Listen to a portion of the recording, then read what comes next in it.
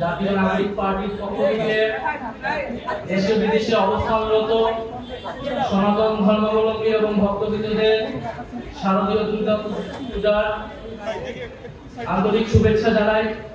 শুভ ষষ্ঠী। জাতীয় নাগরিক পার্টি একটি নতুন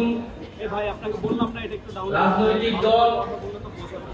গণ অভ্যুত্থানে তারুণ্যের যে শক্তির উত্থান হয়েছে সেই শক্তিকে কাজে লাগিয়ে একটি নতুন বাংলাদেশ গঠনের জন্য জাতীয় নাগরিক পার্টি কাজ করে যাচ্ছে। গণ অভ্যুত্থানের মাধ্যমে বাংলাদেশে সকল ধর্ম সম্প্রদায় মানুষের মধ্যে যে ফ্যাসিবাদ বিরোধী জাতীয় ঐক্য প্রতিষ্ঠা হয়েছিল সেই ঐক্যকে ধারণ করে আমরা সামনের দিকে এগোতে চাই। বৈষম্য বিরোধী ছাত্র আন্দোলনে অংশগ্রহণ করেছিল সকল ধর্মের মানুষেরা, কারণ ফ্যাসিবাদ ক্ষতিগ্রস্ত করেছিল বাংলাদেশের সকল ধর্মের মানুষকে। আমরা বিগত আমলে দেখেছি যে হিন্দু সম্প্রদায়ের মানুষ তাদের জমি দখল করা হয়েছে, তাদের বাড়ি ঘরে আগুন লাগানো হয়েছে এবং একটা বিচারহীনতার সংস্কৃতি গত 16 বছর নয়, গত 50 বছর ধরে এই দেশের সনাতন ধর্মাবলম্বী মানুষরা ভোগ করে আসছে, তার শিকার হয়ে আসছে এবং বিভিন্ন সময় তারা বিভিন্ন দাবি দাওয়া উত্থাপন করেছে। কিন্তু বাংলাদেশ রাষ্ট্রে যে ইনক্লুসিভনেস, অন্তর্ভুক্তির বিষয়টি তারা কখনোই পেয়ে আসেনি।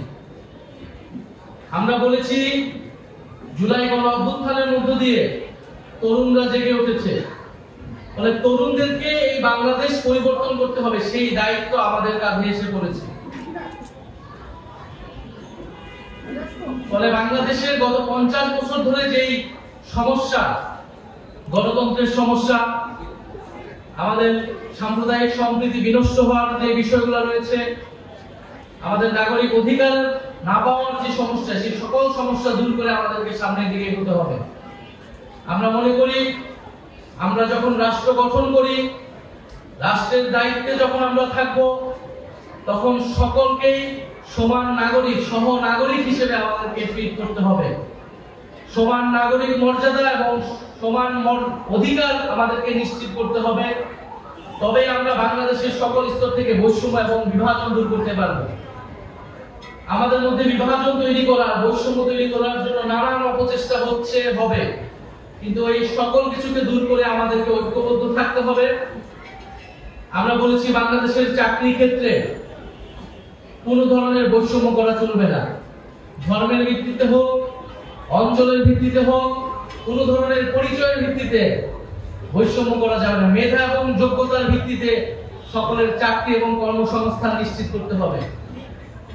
আমরা বলেছি যে বিচারহীনতার সংস্কৃতি শিকার হয়ে আসছে আমাদের সংখ্যালঘু সম্প্রদায়ের লোকজন, সেটা দূর করতে হবে। সম্পত্তি যে দখল হয়েছে তার পুনরুদ্ধারের জন্য কমিশন গঠন করতে হবে। আমরা এই দাবির সাথে পূর্ণ সংহতি প্রকাশ করেছি এবং আমাদের 24 দফা কর্মসূচিতে আমরা এই কথা বলেছি। এবং সর্বোপরি বাংলাদেশে যাতে প্রতিনিধিত্বমূলক হয়, অন্তর্ভুক্তিমূলক হয়, সেজন্য কাজ করতে হবে এবং জাতীয় নাগরিক পার্টি সেজন্য কাজ করে যাচ্ছে। এবং আমাদের প্রত্যাশা থাকবে, সরকারের প্রতি আহ্বান থাকবে, সারা বাংলাদেশে যাতে নির্বিঘ্নে নিরাপদে পূজা উদযাপিত হয়, সেটার জন্য সকল কাজ যাতে সরকারের পক্ষ থেকে সম্পাদন করা হয়। জাতীয় নাগরিক পার্টির পক্ষ থেকে আমরা সর্বাত্মক সহযোগিতা করছি, করব। এবং বিভিন্ন জায়গায় আমরা যে ঘটনাগুলো শুনতে পাই, মন্দিরে হামলা বা প্রতিমা ভাঙচুরের, এগুলো যাতে চিহ্নিত করে কঠোর বিচারের আওতায় আনা হয়। সে যেই রাজনৈতিক পরিচয় হোক না কেন, যেই ধর্মের হোক না কেন, যারা এই ধরনের ঘটনার সাথে জড়িত তারা সাম্প্রদায়িক সম্প্রীতি বিরোধী, তারা বাংলাদেশ বিরোধী। ফলে তাদেরকে কঠোর বিচারের আওতায় আনতে হবে এবং সনাতন ধর্মাবলম্বীদের যেই দাবি দেওয়া, গত 1 বছর ধরেই তারা বিভিন্ন দাবি দেওয়ার কথা বলে আসছে, অন্তর্বর্তী সরকারের প্রতি আমাদের আহ্বান থাকবে তাদের সেই দাবি দেওয়া যথেষ্ট গুরুত্ব সহকারে বিবেচনা করা হয়। 1971 সালে লক্ষ লক্ষ মানুষ জীবন দিয়েছিল, যুদ্ধে গিয়েছিল। যেই বাংলাদেশ গঠনের জন্য 2024 সালে গণ অভ্যুত্থানে আপনারা আমরা সবাই মিলে অংশগ্রহণ করেছিলাম, আমাদের ভাই বোনেরা শহীদ হয়েছিল। আমরা আমাদের সেই ঐতিহাসিক লড়াইগুলোকে ধারণ করে আমরা সামনের বাংলাদেশ গঠন করব। আমরা নতুন সংবিধানের কথা বলছি, গণপরিষদ নির্বাচনের কথা বলছি, কারণ আমরা মনে করি আমাদের সংবিধানের সকল সম্প্রদায়, সকল নাগরিকের যে মানবাধিকার, নাগরিক অধিকার এবং সমান মর্যাদা সেটি নিশ্চিত করা হয়নি।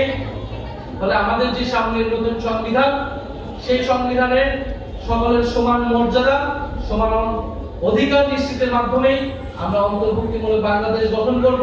আমরা দায় ও দরদের বাংলাদেশ গঠন করব। সকলকে আবারও জাতীয় নাগরিক পার্টির পক্ষ থেকে সার্বজনীন দুর্গা উৎসবের শুভেচ্ছা জানাচ্ছি।